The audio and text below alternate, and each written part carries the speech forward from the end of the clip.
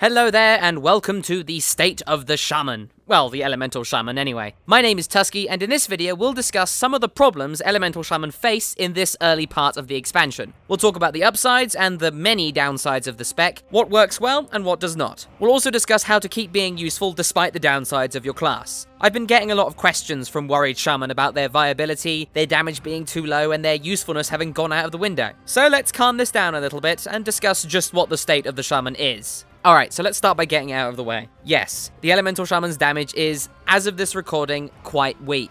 Very weak, actually. I've frequently been out DPS'd by tanks, and I almost always find myself low on the damage meters. While this isn't a big problem for me, as I run all of my heroics with my guild, this could easily be the bane of an Elemental Shaman in a pug, where people obsess over the damage meters all the damn time. This weakness has a lot to do with the way that Shamans scale with gear. Typically in most expansions, the Shaman starts out particularly weak, and over time we get stronger and stronger, quite often outscaling the other classes. This has a lot to do with our ability to duplicate our spells through multi-strike. Despite the fact that multi-strike is now a stat, we still gain 20% more than other classes, our multi-strikes deal more damage than other classes, and we gain more multi-strike from all sources than other classes. You can see the potential for scaling here. As we get into better gear, we'll have more multi-strike, which means more copying of spells. We'll hit harder, which means harder hitting multi-strikes. We'll have more haste, which means faster spells, which means more multi-strikes. This allows us to scale really nicely, and near the end of the expansion, when we're decked out in great gear, we'll be dealing tons of damage. Well, hopefully at any rate. That's generally how it's been. But right now, we are particularly weak, yes. To help combat this, Warcraft Devs has tweeted an idea that says, currently considering a change that will make Lava Burst multi-strike more often with crit.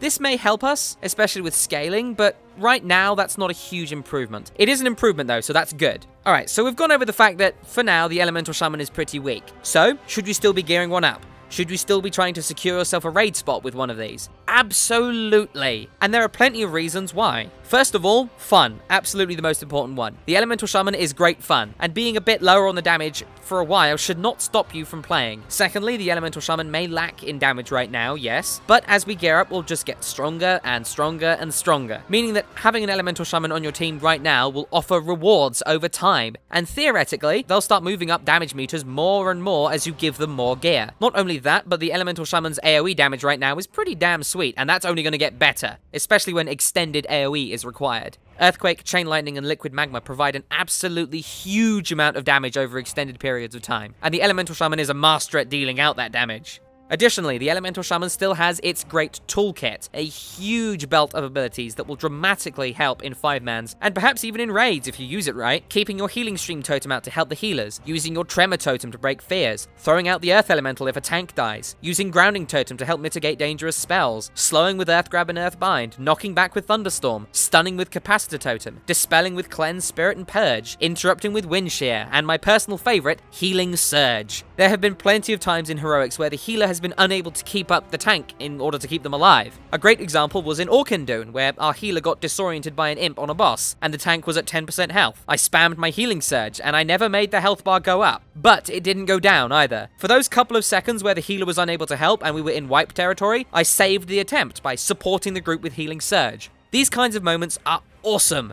But they're also not likely to get noticed, especially if you're in a pug where the only thing that seems to matter is the damn meters. My advice is don't worry about the damage meters right now. Try to avoid pugs if you can, and run heroics and raids with people who will appreciate the huge toolkit that you bring as an Elemental Shaman. If you're a guild or a raid leader, remember that this toolkit exists. If you spot an Elemental Shaman using it effectively, then chances are you'll want them in your team, because that toolkit isn't going to get weaker over time. As the Shaman gears up, they'll not lose their utility. What they will gain is more damage, and they'll scale better than most other classes. So that is what you really should consider when looking at an Elemental Shaman for your team right now. Alright, so now we've got that out of the way, let's talk about the level 100 talents. This naturally isn't going to be my full guide, but this is just what I think about the talents right now. So, Elemental Fusion. This is not a talent that I particularly like. For one, it's a passive, which means it isn't that interesting, but it also doesn't seem to line up with shocks very well, at all, really. 2 Lava Bursts, even without a Lava Surge proc, is easy to pull off, and you end up wasting stacks of Elemental Fusion if you're unlucky. And if you do get a Lava Surge, then it just wastes these stacks even more. It makes me wonder, should we be using our Fulmination stacks with Elemental Fusion as soon as we get a 2 stack? Or should we save up our Fulmination stacks to 20, and then combine it with Elemental Fusion for a huge Earth Shock? Either one of these doesn't seem to work in my opinion. If we're not using Fulmination to its maximum potential, then we're missing out on damage, and we're not using one of the main mechanics of the spec. If we do wait for 20 stacks, we'll have wasted so many elemental fusion stacks that it seems like a massive waste of time, really. This talent would have been much better off with the 10-stack fulmination system we had in Mists of Pandaria, but the two systems don't mesh very well right now, and for that reason I don't like elemental fusion, although the damage it provides is okay in single target situations. Next, Storm Elemental Totem. This one I just find clunky, to be honest. I don't like elementals that much as a mechanic, and I feel that we already have enough elemental totems to put down, but I suppose it does deal good damage, and if you take Primal Elementalist, then it gets a really great movement speed ability, and the ability to knock up bunches of enemies, which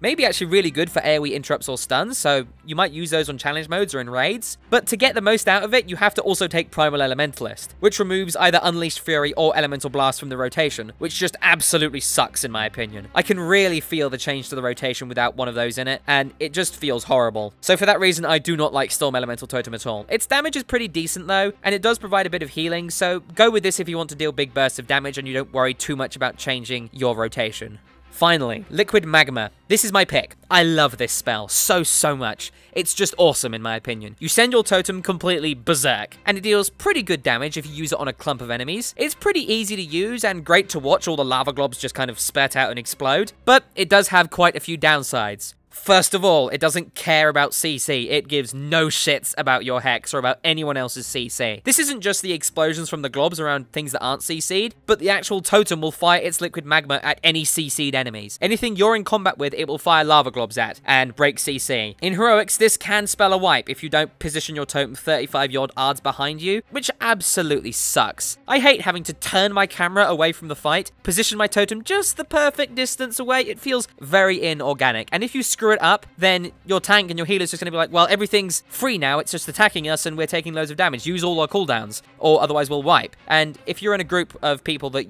you know, you're with, like a guild run, they might laugh at you, but if you're in a pug, that's a great way to get yourself kicked. Another thing that feels inorganic is the fact that Liquid Magma triggers a global cooldown and has no kind of effect on my end as a character. Having to pause and do nothing to activate Liquid Magma really sucks. It feels kind of clunky. And this is made worse by the fact that my character literally does nothing. There's no kind of wave of the hand, no kind of firing magma at the totem, no kind of effect to signal that I'm sending my searing totem, or my fire elemental totem, into a complete craze of magma death. I just stand there, I press the button, and nothing happens. I just go on global cooldown. That needs to be changed pretty badly. Just with some kind of animation, a wave of the hand, a roar, fire, anything. It just needs something there, because right now, there's no impact to it.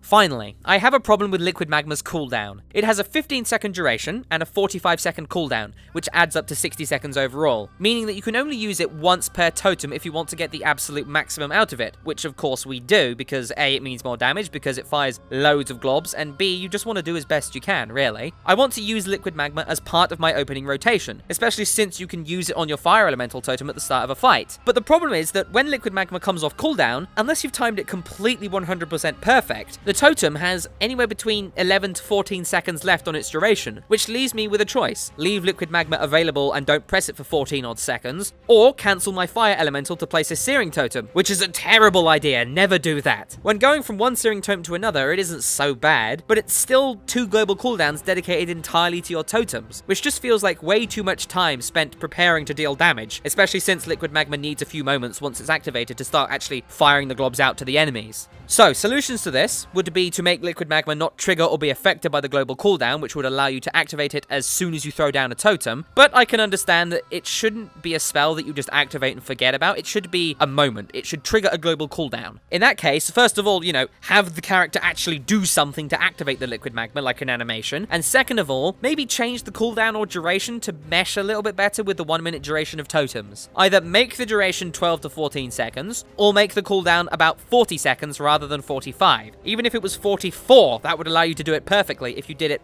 100% right. And even then, I'd happily have a couple of seconds less of Liquid Magma than have to wait 15 seconds with the spell available. I really think it just screws with some potentially great combinations and feels a bit too clunky. So that's Liquid Magma. I will, however, say this. Make sure you use Liquid Magma in AoE situations. It can deal a ton of damage. And in combination with Earthquake and Chain Lightning, make sure you have a 5-stack of Enhanced Chain Lightning so that your Earthquake deals a bunch of damage, by the way. You can really bring some great AoE to the table. So those are my thoughts on the Elemental Shaman. We are in a rough spot right now, yes, but try to see it through. Once we get some better gear, we'll start scaling better, and in combination with our toolkit that isn't going to go away, will become invaluable to our raid success, just like we like it. Do your best to bring your AoE DPS into the limelight in pugs, so that the meter whoring gets will still see that your class has some teeth. And over time, things will just get better and better. Stick through it, and we should hopefully leave this expansion laughing at all of the people who dared mock our damage in this early stage. So that's it for this video. I hope you enjoyed it and found it helpful. If you have any thoughts, questions, or suggestions, you can contact me using the links in the description, or you can just leave a comment. Make sure you join the discussion at reddit.com/r/Tuskeh. We'll have a thread there about the shaman and tips for getting better, and I offer my heartfelt thanks to any and all who contribute to this channel through the Patreon system. You can find links to all of this stuff in the description. Thank you very much for watching, and I wish my shaman brothers and sisters the best of luck as masters of the elements.